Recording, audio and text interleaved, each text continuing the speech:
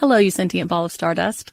My name is Casey Davis. I'm a therapist and I'm an author of the book How to Keep House While Drowning, where I talk about ways to make it a little bit easier to take care of yourself when you're overwhelmed, stressed, have mental health issues, physical health issues, or maybe you're just in a hard season of life. Maybe you're looking for a place that you can come and listen to some practical advice. This is a podcast for all of the self-help rejects. We're going to talk about skills for survival and self-kindness. And I'm going to leave the pop psychology at the door. I promise not to tell you to meditate or to journal. We're just going to give you some really insightful conversations with hopefully some practical advice. So I don't believe you need to pick yourself up by the bootstraps. I don't want you to just try harder, and I don't believe that laziness exists. So join me over on Struggle Care, where we can find compassionate solutions that help us function a little bit better.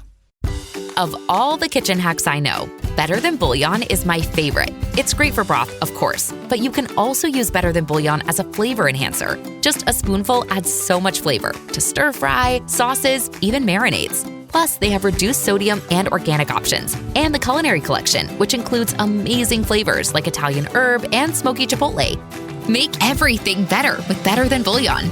For free shipping on 2 or more jars, use code BETTER at betterthanbouillon.com. Stoveleg Media, igniting conversation.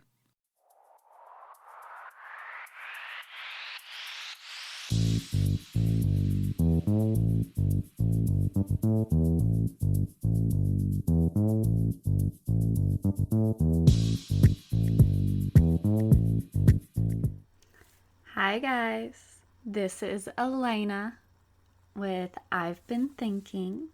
Welcome to this week's episode. Just before we get started, I'm going to talk a little business really quick. Just as a reminder, next month's book club, which is actually the next episode, is The Last American Man. So if you haven't read it already, get on that. That's by Elizabeth Gilbert. She's the author of Eat, Pray, Love. And then I think that's actually it. All right, so let's just go ahead and dive in. So this is one of our history of episodes. So this one is probably going to be a little bit shorter. It's not going to be so much me musing, anything like that. But yeah, today we are going to talk about the history of tie-dye. So if you know me, you know I like the hippie stuff. I like the tie-dye, all of it. I mean, over quarantine, I got bored and I tie-dyed so much stuff that my roommate Taylor was like, Elena, what are you doing? What's wrong with you? But I've been into it for a while. Last fall, my boyfriend and I tie-dyed matching sweatshirts. And he loves his. He wears that all the time. It's the cutest thing in the whole entire world. I love mine too. But yeah, I've been into it for a while. And I realized recently that I really didn't know where it came from.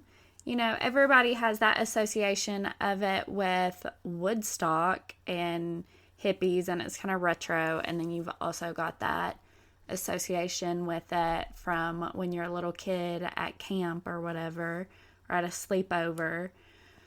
If you're a Bob's Burgers fan, you might think of the episode where Linda makes Louise have a sleepover and they tie-dye stuff, and that's a whole hot mess. I really enjoyed that episode, actually. But yeah, I mean, it's just a really interesting phenomenon. So I want to share with you today what the whole deal with it is. So tie-dye has actually existed for thousands of years across continents, but predominantly in the Far East. One of the earliest known forms was found in India, with the Asian islands and Africa seeming to follow pretty close behind. Ikat, a pretty common fabric pattern nowadays, like I see that a lot at Joann's and that kind of thing, that was originally a tie-dye pattern from India, actually. And most of you likely know of Japanese shibori with its bright indigo and easy to control patterns becoming really trendy on Pinterest. Other versions were incredibly common in Thailand and the Philippines, and writings about those refer to heavily ornamented clothing that was tied and dyed, which is how they said it a lot, tied and dyed in many different colors and patterns. So basically, me, heavily ornamented. I like my bracelets. You can hear them jingle. And, like my tie-dye.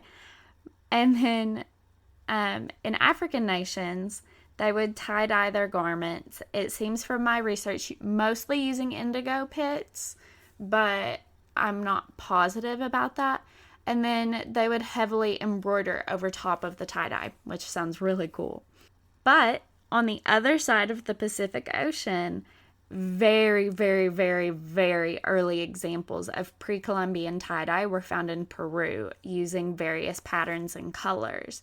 And this Peruvian tie-dye may in fact be the earliest example, but it's kind of up in the air for exact dates and stuff, especially since we're talking about fabric and you have to have like physical fabric to be able to date some of that stuff, and fabric surviving for thousands of years, that's kind of difficult. But anyway, so how did tie-dye move from this ancient tradition to the 1960s and 70s? And why did it become a symbol of the counterculture movement? And then also, why is it reemerging in trends today? So in the early 1900s, tie-dye was actually known in the US. And while shibori, batik, and other Far Eastern versions were used on Western clothing before the 1960s, the psychedelic version that we know and identify with the hippie movement did not really emerge until that point. I did find some evidence that the African tie-dye inspired the evolution of tie-dye into what we identify it as today, but I don't know that there's substantial proof that that's accurate. I don't know if it's ever been decided on. It's more of a suggestion because a number of Peace Corps volunteers had come back from West Africa around that time. And so it's been suggested that they brought back their sophisticated traditional tie-dye techniques, and then that influenced hippie culture, counterculture, and also, I guess, the mass culture in some ways. But with the hippie movement, tie-dye emerged as both an easy and cheap way to personalize inexpensive clothing and accessories, but it also became a symbol of the counterculture, like I've said. Part of the situation was actually that Rit Dye was really struggling as a business at the time, and they literally sent out a bunch of dye and stuff to artists and said, here, tie-dye shit to sell at Woodstock. And then, in addition, a bunch of artists at the festival, such as Janis Joplin, wore tie-dye on stage, which then further established it as iconic to the festival. So then it became iconic to that way of life, if that makes sense. But ultimately, the thing that really endeared tie-dye to the people was that it was inexpensive but infinitely variable. It was so incredibly unique, and this was especially valuable at a time when standardization and cookie cutter everything had become the norm. But tie-dye was never a super pervasive fashion trend, though. After the hippie Woodstock counterculture style had kind of subsided, it definitely became even less of a thing. The Deadheads, of course, maintained tie-dye, and some other musical cult followings, like Phish, continued the vibe as well. But it became more of a backyard summer camp craft after a while. And I think we all have that memory of tie-dyeing something at Bible school, sleepaway camp, or even for a sorority activity. We used to do that every year. We had a philanthropy event that was like a music festival, quote unquote, and we would tie-dye our shirts for it, which was pretty cool.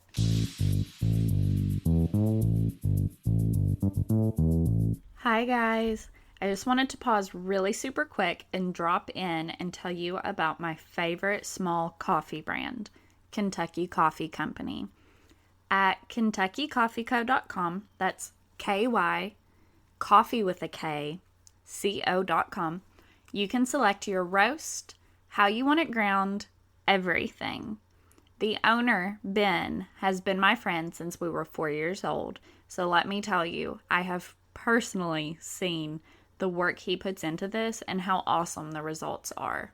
He sources coffee from all over the world and then roasts and grinds it right here in the Commonwealth to get it just uniquely right. And for every 12-ounce bag they sell, they donate $1 to charity. How much better does it get?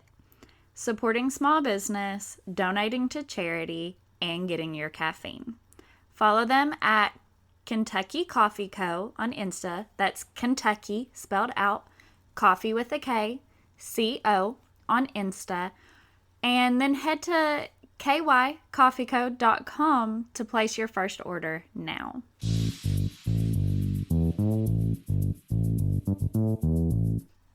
But in recent years, tie-dye has become pervasive in mainstream fashion and even has become very heavily embedded in couture fashion.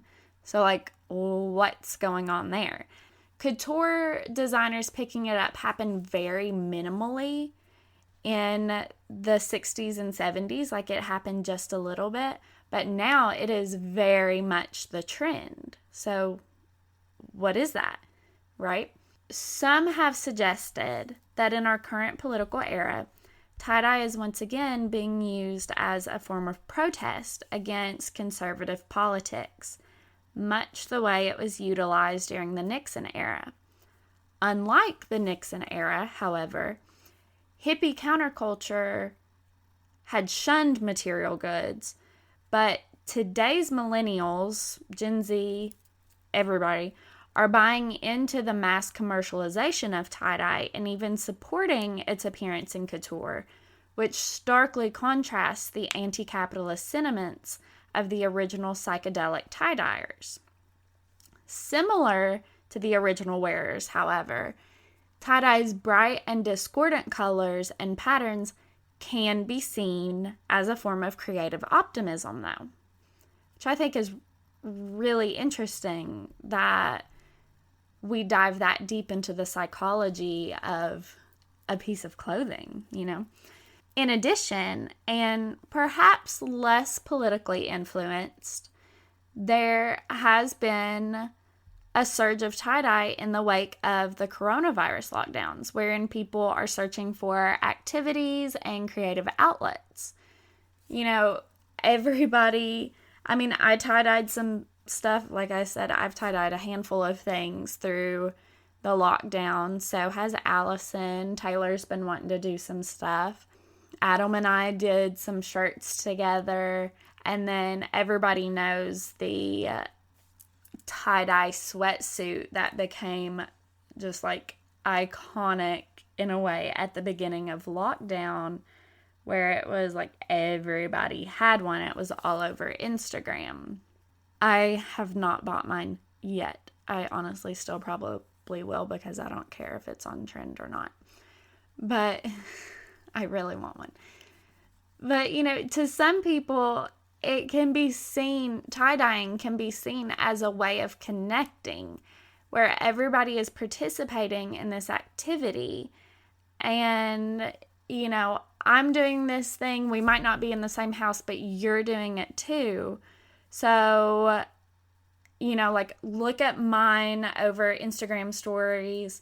I can look at yours, and we feel like we have, in a way, connected. We can kind of bond or whatever over this shared experience. But ultimately, as an avid tie-dye wearer and tie-dyer, I love to tie-dye stuff myself, I think for me, it's just super fun. It is creative and retro, and it's my personal vibe. Just kind of colorful, but free-spirited, but I have a little bit of control over it. Just a little bit. I like just a little control. I can play with a shirt or a pair of socks and make them super fun and unique. And I'm really glad that I did this because I had no idea how deep the history of tie-dye went until I started researching. But now I'm really glad that I'm participating in this incredibly nuanced and ancient tradition of personalization and showcasing my creativity. Who knew how deep the RIT dye stained? I think that whether you're doing it to be creative, whether you're doing it to be political, whether you're doing it just because it's the activity that was put in front of you or because it's on trend, whatever, I think that knowing this now, it gives it a little bit more weight, and not in a bad way, in a fun way. You know what kind of thing you're participating in, and I always think that that's really cool. So now that we've both learned something fun and new, friends, I'm going to leave you here. I do, however, encourage you to go buy some tie-dye. Thanks for listening, guys. This has been Elena Grace with I've Been Thinking. I hope you enjoyed. Please go follow us on Instagram at I've Been Thinking Pod. And if you're listening on Apple Podcasts, definitely give us 5 stars and leave me a review behind too. All right, guys. Thanks again, and I will talk at you next week. Bye.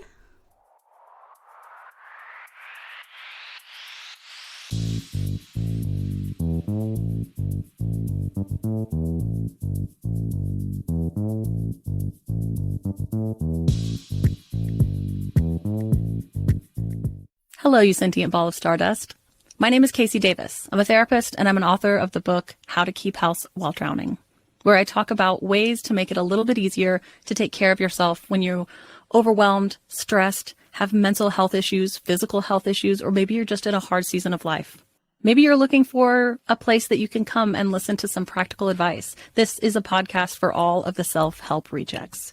We're going to talk about skills for survival and self-kindness. And I'm going to leave the pop psychology at the door. I promise not to tell you to meditate or to journal. We're just going to give you some really insightful conversations with hopefully some practical advice. So I don't believe you need to pick yourself up by the bootstraps. I don't want you to just try harder, and I don't believe that laziness exists. So join me over on Struggle Care, where we can find compassionate solutions that help us function a little bit better. Wake up at Holiday Inn Express to a can't-miss breakfast that's free with every stay. Count on all the hot, fresh coffee you need and an incredible breakfast buffet that has something for everyone, like eggs, cinnamon rolls, and even hot, fresh pancakes with all the toppings you crave. Next time, do yourself a favor and stay at a Holiday Inn Express with a can't-miss breakfast that's free with every stay. So, when you wake up at Holiday Inn Express, you'll wake up happy, a part of IHG Hotels and Resorts.